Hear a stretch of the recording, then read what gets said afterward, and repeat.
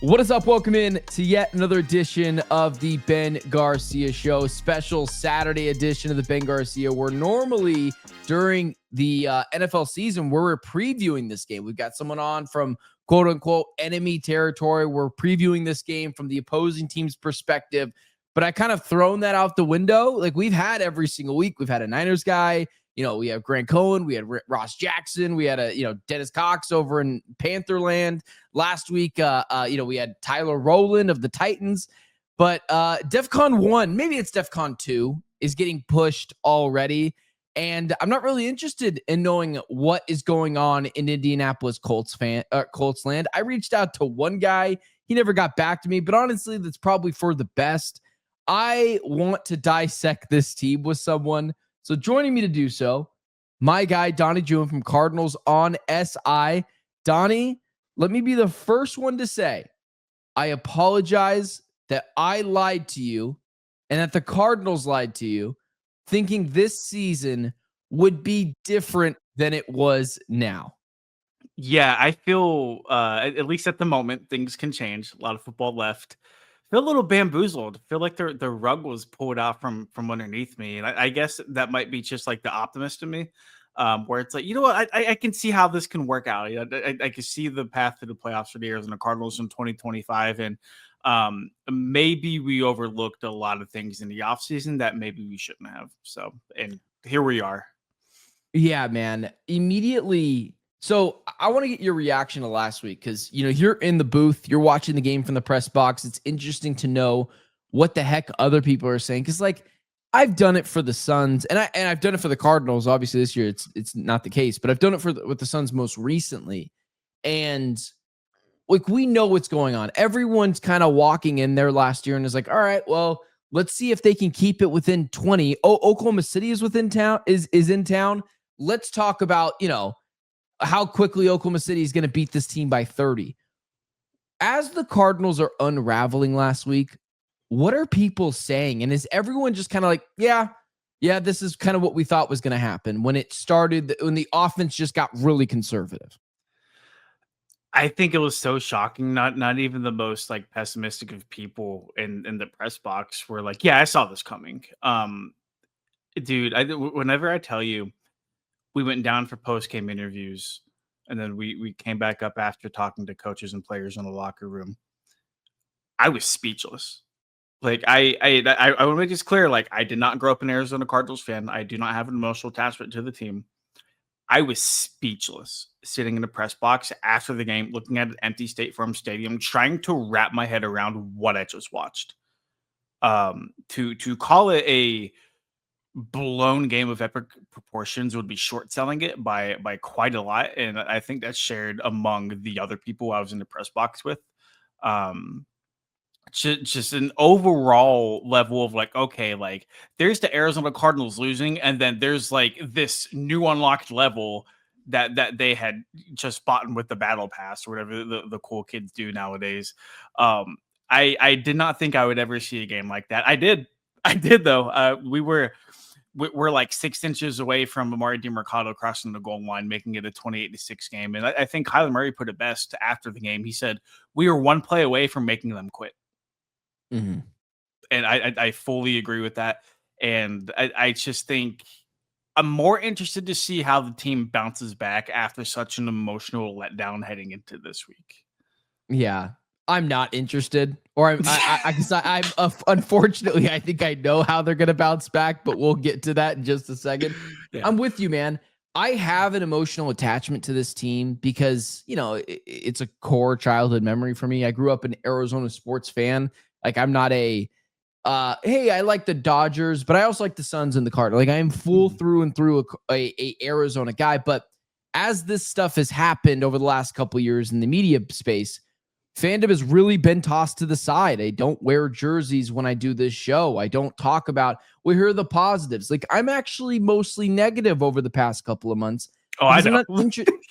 I'm not interested in waving the pom-poms, man. I'm interested in fixing it. And so it oftentimes gets me in trouble. And so when I say this next thing, that's how I have to build it up with is like, yeah, sure. Like I'm a fan, but this is not a fan show. This is a let's hold the team accountable. And if I get in trouble, that's totally okay with me. I wasn't shocked. I wasn't shocked when they lost.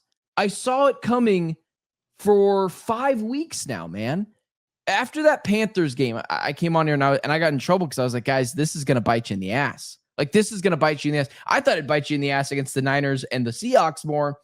But like when they lost, I wasn't like I wasn't distraught. When Adrian Taylor-Demerson caught the interception, I told my wife this. There was like that split second where he had the ball and he's going to the ground. And I was like, wait, that's weird. That doesn't usually happen. Normally they score here. And then he fumbles the ball and then they scored. And I was like, oh yeah, that makes sense. Tyler Lockett's still eating our lunch.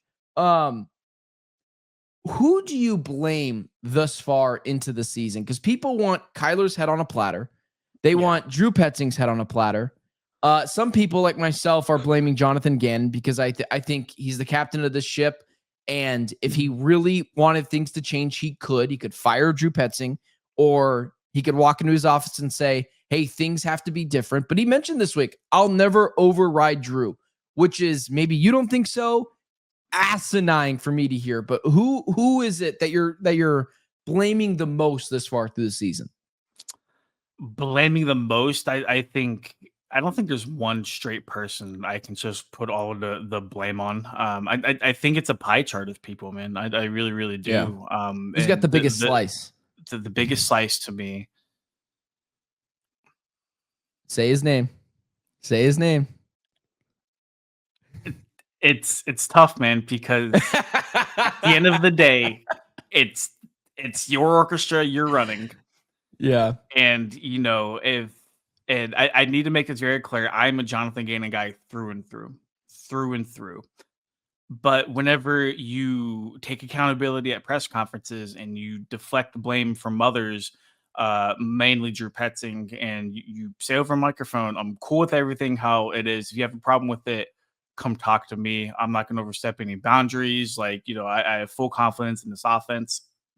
At a certain point, that falls on you, And I admire that from a leadership perspective because, like, to be honest, man, pointing fingers in front of a camera and microphone does the organization no good. That is what bad teams do. That is what bad cultures do. That should not be a thing.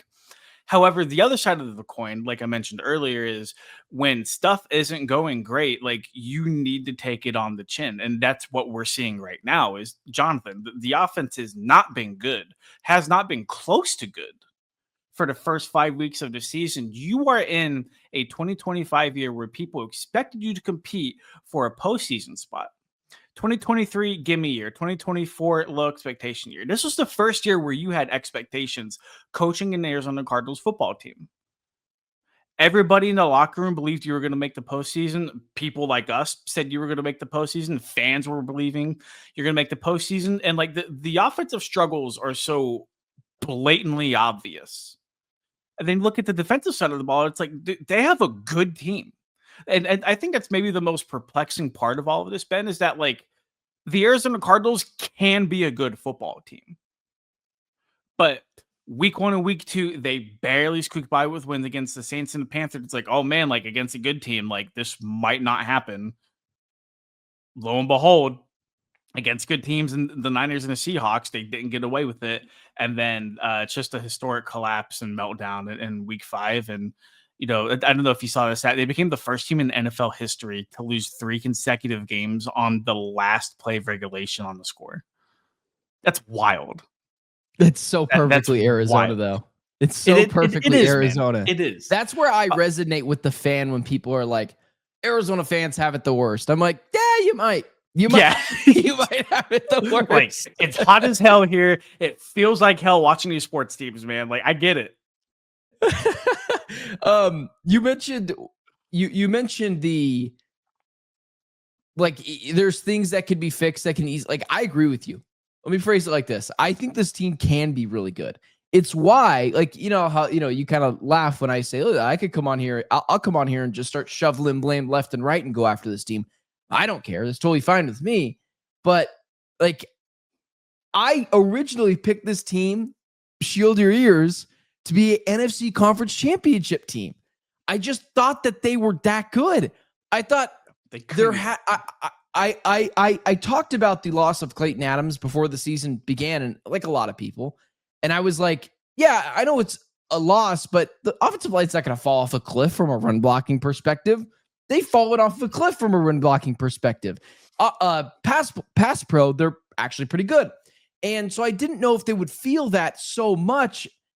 I thought that they would finally open up the offense a little bit. I don't know what made me think that, because they didn't do it last year. And defensively, the defense last year was really good for a team that had players who will be on a, what is it called? The immaculate grid for the Arizona Cardinals years from now. You're like, oh, that guy played for the Cardinals. They added all those players in. And so I was like, the NFC sucks. And that probably still is right. The NFC still kind of sucks. If the Cardinals can get the 3 seed as a divisional team, win 2 games, Kyler Murray plays fine, they could get to the NFC Conference Championship game. The Commanders did it 2 years ago, or last year, and the Lions did it 2 years ago. The 2 lowliest teams of the division just 3 years ago made appearances. I thought the Cardinals could do that. It's completely flipped on its head, and I think offensively, man, when you dink and dunk teams to death and they don't really have to worry about deep shots downfield at all, you become way too predictable. And now with the injuries, you're not putting more on Kyler Murray's plate, saying $46 million Kyler Murray, save us. Dude, I you know me. I want to go after Kyler. I like Kyler, but I want to go after Kyler. I want to say he's been the reason why this team hasn't been good enough. I want to go after him harder. They don't give him the opportunity for me to blame him. So I got to blame the OC, which I don't want to do. And so people are like, this is on Kyler. I'm like, I mean, come on, man. He's not calling all the plays, and Drew isn't opening up the playbook and Kyler doesn't get the chance to reward Drew for opening up the playbook. So yeah, what would you say, like, diagnosing it? When Drew said Kyler didn't have a checkout play on that 3rd and 8, when the playbook should have been absolutely wide open, I think that might have been the point of no return for a lot of people with this offense, because it's the same system they ran last year, Ben. And like that offense at times, whenever it was clicking, looked pretty damn good.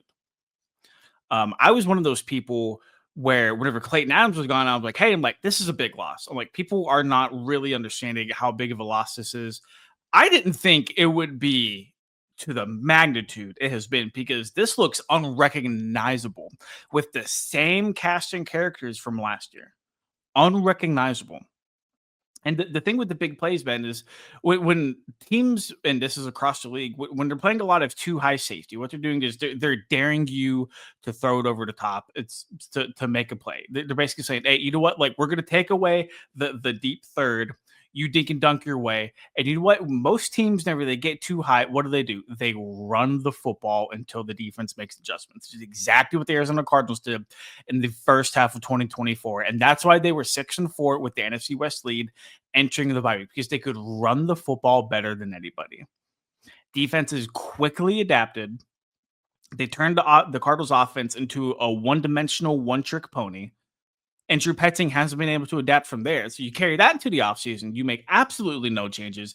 You lose not only your offensive line coach, but people don't understand, like, Clayton Adams is heavily involved in scheming and game planning. I know he's not calling like the plays every single down for the Dallas Cowboys as their offensive coordinator, but it is no secret why that offense got better over the offseason. It really, really isn't. Could you name why? I was going to say, could you name outside of Tyler Guyton another offensive lineman on the Dallas Cowboys? Like, he's doing it with nobodies, and that's what makes it so impressive. That line is banged up too, man. Yeah, they're banged up. They've got late round draft picks. They've got undrafted guys coming in, and it hasn't missed a beat. Like, it's one of the reasons why Dak Prescott has been Dak Prescott all year. Sorry, continue.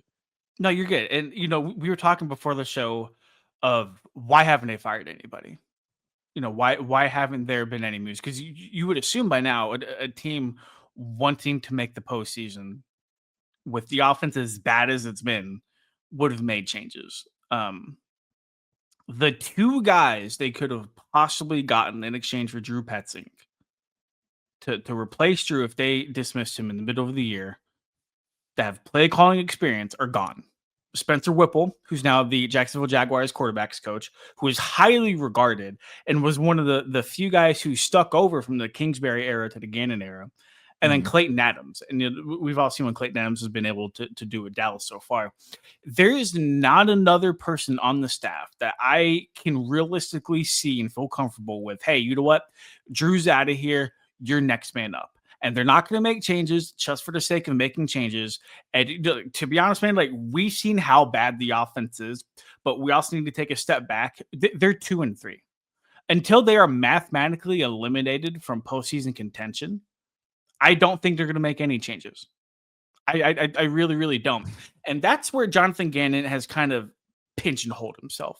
It's because like he's very good at that CEO role. Hey, you know what? I'm going to coach the football team. You call the offensive plays. You call the defensive plays. I'll kind of hover where I need to go. Gannon's not an offensive guy. Gannon, and I'm sure he could, but not to the level of offensive coordinators. Gannon isn't designing route concepts left and right to beat teams on a weekly basis. That's not his forte. That's not his bread and butter. Drew Petzing is really the only guy with actual experience doing that. Are you going to get rid of the only guy with actual experience doing that in a year where you were going to make the playoffs? No, not until you're out of it. What about Israel Wolfork? He had coaching interviews with the Chicago Bears last year to go leave and join their offensive staff. Like, here's my thing.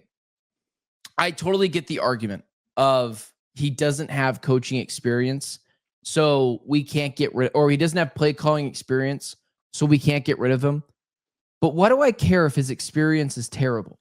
Like, the offense has never looked worse after losing to the worst team in the NFL, which they had the Titans still didn't win that game. Like, I'm a real proponent of like, did the Cardinals lose it or did the Titans win it? The Cardinals lost it. Like, if Deja Taylor-Dennison tucks the ball away, we're not talking about it to this degree. If Emari Demercado just holds on the ball for half an inch sooner, I actually think he actually did have the ball, but I think the NFL is like, because of principle, like you're not getting that touchdown. And also like because the call on the field was a touchdown, I'm like, it's kind of hard to reverse that, but also I'm not going to complain over it. Just hold the ball. Like, just hold it. I think for all those reasons that it looks so anemic, man, that changes had to be made. And I would agree with you. I don't think anything is getting changed all year. If it was going to change, it would have been after losing to the worst team in the NFL. And now it's not happening. I just think it's the wrong decision because I don't care about experience, man. I just, if it was in a different situation, year 2, and they're falling short of expectations a little bit, I get it. But this shows me that no one has any heat under them. And it's the wrong way to go about your business. It just feels like at the end of the year, we'll scapegoat Drew Petzing. And it's like, no, there should be more accountability held here for Gannon, for Austin Fort, whose draft picks don't look good right now, and Kyler Murray, everyone. But it just doesn't feel that way. And I just don't think that's the right way to conduct the team. I think Drew's gone after this year. Unless the offense can't even fire him. Right. I want to fire him. I want to fire him. Dude, if they're out of the postseason race by like week 16 or 17, like, it wouldn't shock me if they relieve him of their duties and to get a head start on the next cycle. I think Gannon's seat is safe, to be honest. I think Austin Fort's seat is safe. I think Austin Fort, like, why are people blaming Monty? Like, the top guys that he has drafted have either been good or hurt. Darius Robinson stinks. Like, hurt. when he did play, he's hurt now. He stinks. MHJ has not had a 100-yard game since the Miami Dolphins last year. I think that's coaching. I think that's Drew Petzing. TBD, Walter Nolan. We don't know yet. Hurt. Paris Johnson Jr. has been awesome. Like, we got to give him credit where credit is due. Trey Benson, I think, has been someone who but 3rd round pick, but still kind of got to hit on those. Will Johnson is awesome. Will Johnson is great, and he deserves some credit for that because everyone else passed up on him. But like Tip Ryman, who's hurt now, again, blocking tight end in the 3rd round, didn't love that.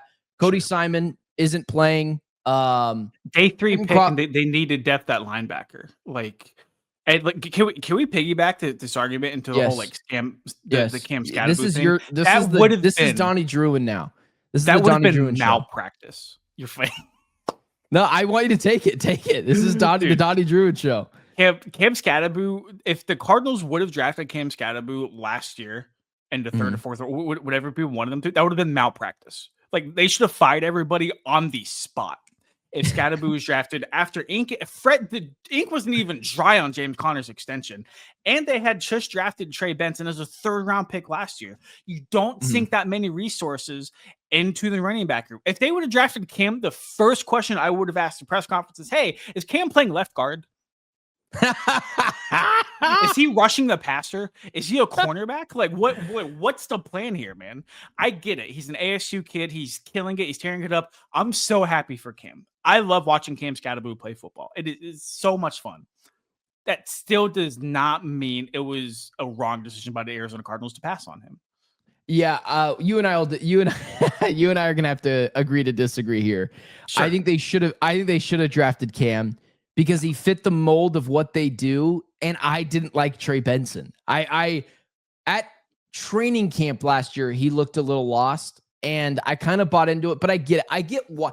I'm not going to kill them, but I get why they didn't draft Cam Scatterboo. I just think it was the wrong decision because there are some guys who are culture guys and fit what you do, and I would have really loved Cam Scatterboo right now. If you're relying on a 3rd-round running back to establish culture, there's other problems in the building, brother. There's other problems in the building, man. And granted, there are problems in the building right now. So, like, I can't disagree with you there, you know? You should have asked him, like, oh, man. You should have asked him if he was calling plays. That would have been better than left guard. He should have said, well, actually, Donnie, because I want to talk about this, it's actually your fault. It's actually your fault that the Cardinals aren't very good. You aren't asking tough enough questions. Can I get your 2-minute take on that? You're much nicer than I am. Like, I'm always curious because you and I, you know, we're buds. Yeah. I'm always curious to like how I'm perceived a little bit because I am a bit of the loudmouth, you know, opinionist. And so I'm not asking for like, do you really like me? That's not what I'm doing. But I just am curious about like that aspect of the Arizona Cardinals and like what your take on it is what I'm guessing. What questions aren't we asking? Yeah, exactly. What do people just because your favorite team is not good and the questions we ask aren't getting the answers that you want to hear does not mean we are not asking the questions. I need to make that very, very clear. Like, what are people so riled up about that we haven't asked about? We've asked about the play calling. We've asked numerous times about all of these hot topics, and we just get the same vanilla responses. We get the same coach speak time and time and time again. I think they want you to fight we Gannon. Cannot force words out of their mouth. Just so we're clear, I think 10 years ago, this argument had a little bit of validity to it, but I don't think it does anymore. I think people should have complained about this 50. Well, people be like, and I'm going to defend these people a little bit when we talk about this, is like Arizona sports. They don't ask super tough questions. Do you want to know why? Because those are normally not scripted, unscripted conversations. Like, I worked at Fox Sports 910, and we had, before I was there, the Arizona Coyotes as the flagship for a little bit there. And you got interviews, or maybe it was the Diamondbacks, whatever. And you had interviews with them once a week. You had to get things passed before you could have them on the show. But it's a partnership. Like, they're promoting each other. Like, you have to understand. I will say, with those interviews, that is just so we're clear, like, I'm not going after them. Like, that is so above the radio host is like pay. And also, like, what are they going to ask? Hey, I know it's on the spot, but are you going to fire Drew Petzing right now? It's right. Like, I just answered that question. I'm sorry. Continue. No, you're good. I think you hit the nail on the head whenever it comes to that. But I'm more so talking about like press conferences. Whenever whenever people are like, oh, like they need to ask the tough questions. Okay, what tough questions aren't getting asked? Just because I'm not chasing Jonathan Gannon out of town with a pitchfork that's lit on fire, just like going at him time and time again, it doesn't mean like we're not asking the right questions. And it's like, okay, well, you also need to understand, if you ask a certain question like too many times, like you're gonna mess it up for everybody. Like if I ask JG, hey, what's up with BJ Ojulari? And JG's like, he's doing great, progressing every day. And I'm like, no, like what's actually up with him? Jonathan Gannon is going to get in the pissy mood, and that's going to ruin all the other questions that we were going to ask him because he's now in a pissy mood thanks to me. So there's that line of getting those questions out while also able to read the room at the same time. Because if I know Jonathan Gannon for a 19th straight week is going to look me in the eye and say, BJ Ojulari is doing great, why am I going to ask that? Be so real with me for a second. Why am I going to ask Jonathan Gannon for a 20th straight time about Walter Nolan if he's going to say the same thing he was telling me 18 weeks ago in training camp, whenever the timeline for him to return was in the regular season? I just feel like people get so upset about those things too. I'm like, well, who cares? Like, if he's gonna play, do you think Jonathan Gannon just like, we're saving him for week 10? Like, I just don't buy it. That's another thing too, man. Like, coach speak is such a real thing. Yeah. Oh, and yeah. People are like, he's doing a disservice to the fancy kid. No, he doesn't care. He doesn't care. Do not care. Nobody does. Care. Nobody does. I don't care. They don't care if the fans think what they're saying over a microphone is BS or not. If they think it's going to help them win a game by maintaining a competitive edge, by withholding information, which is exactly how Jonathan Gannon thinks, and the rest of the Cardinals as well, they are going to do it for right, wrong, indifferent, whatever it may be. Just because your team sucks does not mean the media sucks. I'm so sorry. I tweeted out something because again, this is what I mean. Like, I'm a little bit more of a you're being an idiot type of thing. And I quote tweeted that tweet, and I said, because you and I are part of the Suns media too. This started with the Suns first last year. And then the Diamondbacks happened with Ketel Marte, and Nick Piecoro came out with that piece, and everyone blamed Nick Piecoro because Ketel Marte sucked for like a month after that because he was in a slump, not because baseball players go into slumps, and that happens all the time.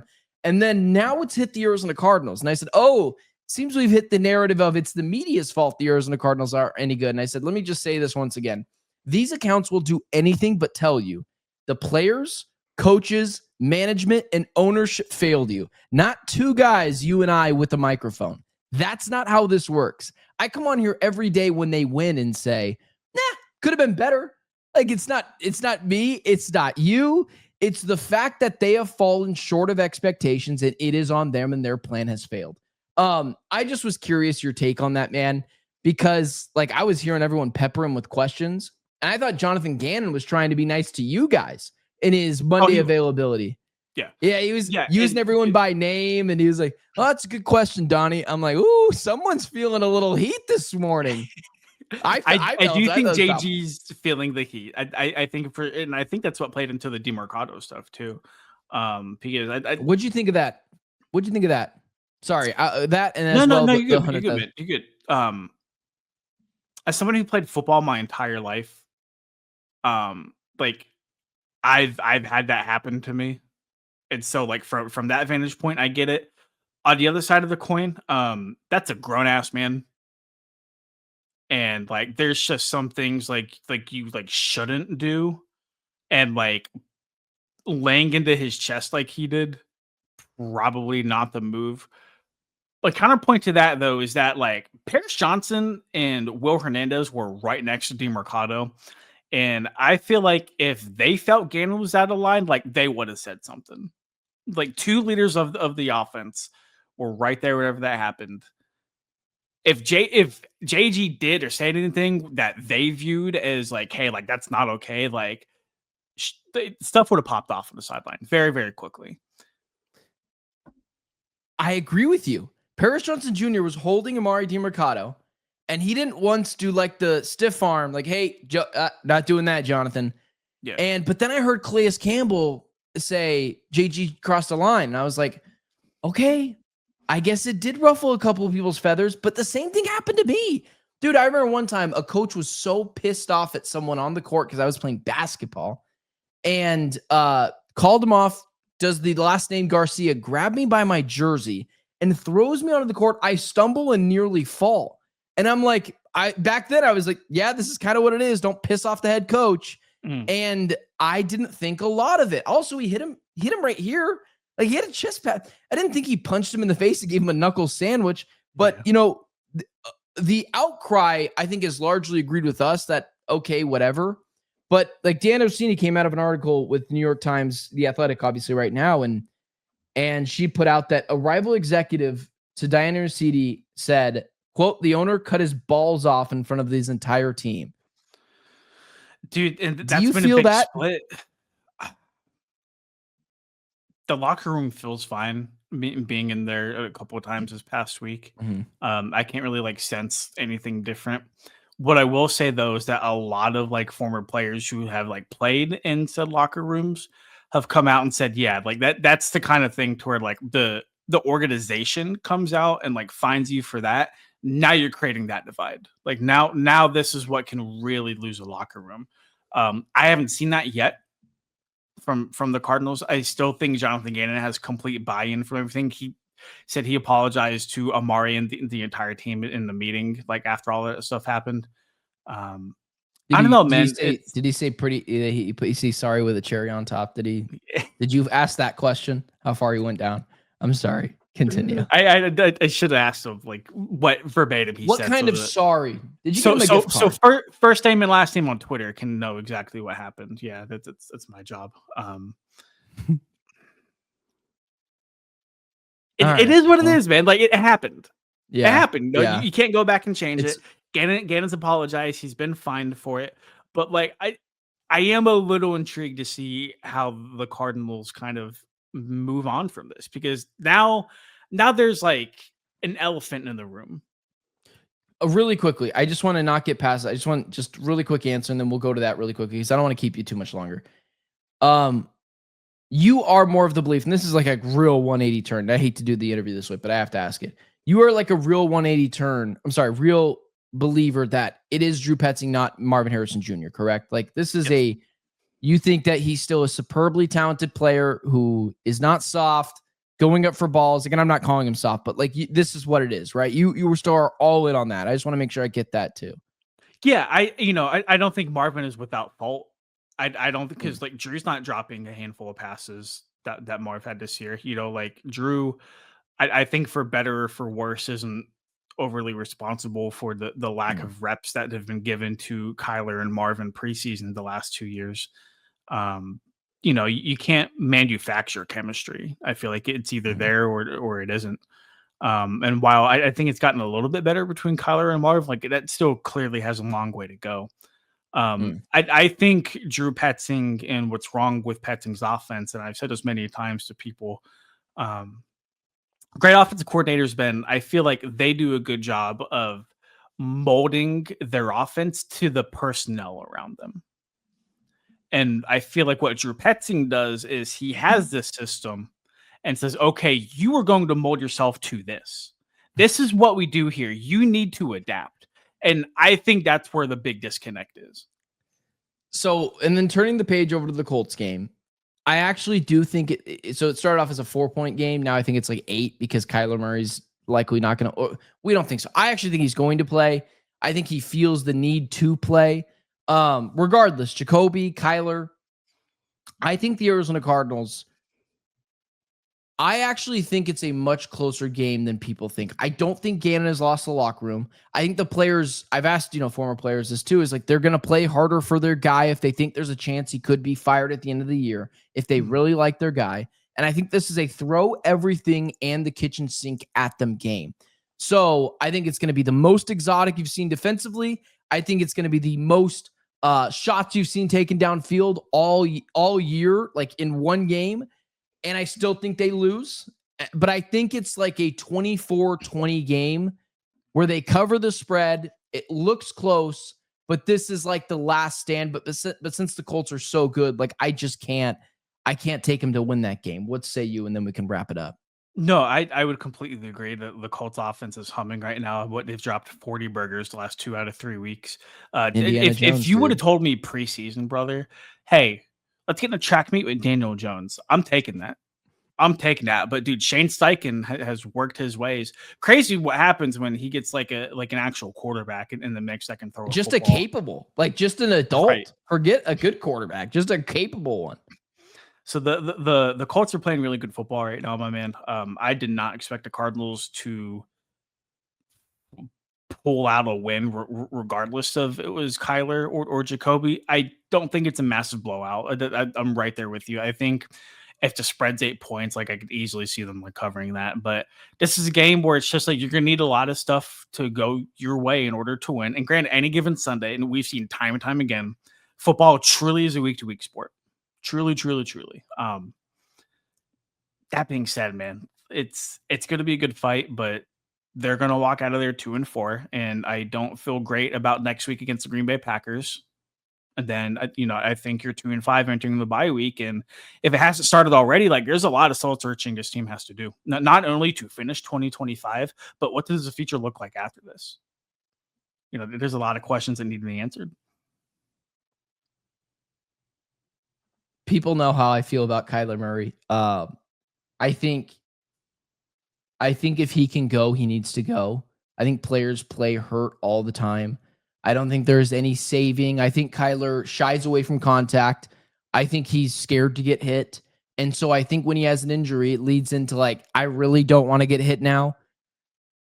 I think Kyler needs to go. I think whether he goes or not, the optics are going to look either good or bad both ways. Like if he doesn't play, it's going to look bad, whether he's not healthy or whether he is healthy. I'm curious your thought on that. And then do you believe in Jacoby Brissett to like actually go in and help put in a fight? You see him every day. He's an adult. We watched him in the preseason. I don't feel terrible, but I think he like the consistency might be a little bit better than Kyler, but the ceiling is way lower. Those two things, and then we can wrap it up.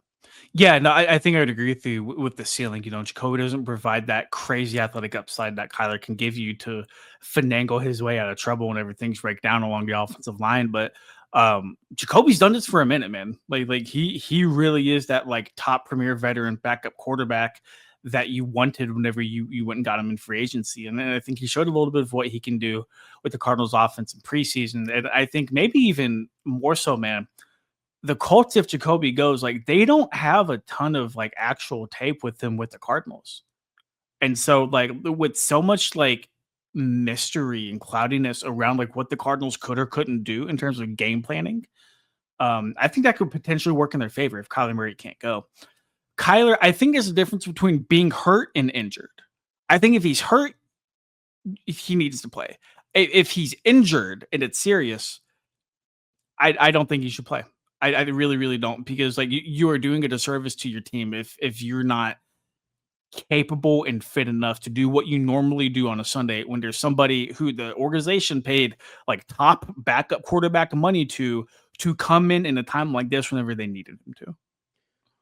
Totally fair. Donnie Druin, Cardinals on SI. When people talk about what needs to be fixed, there's Petzing, there's Kyler, but none other than the reporters. So I hope you were in the gym this week.